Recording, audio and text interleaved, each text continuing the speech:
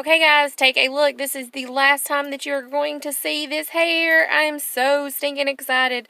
So I'm going to do some video footage inside of the process being done, and then we'll do the big reveal afterwards. I'm ready. Yay! Okay, so we are dyeing my natural head color to the color that my hair is going to be. Got my hair here. Ooh, beautiful. And then we will put the extensions in.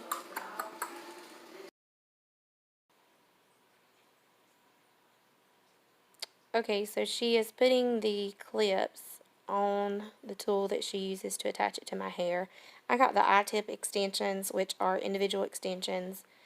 A little bead is slid on your natural hair, and then the extension is slid into the bead, and then it's clamped over top of your natural hair. So she's just smoothing it down because we have just got through coloring it and drying it after we washed it. And look at all of my hair on this stand. That is hard to believe that is all going in my head. I'm going to go ahead and apologize for some of the angles of the video. It's hard to position a camera all the time where someone's not going to be at an awkward angle. So just excuse the times where we're all over the place.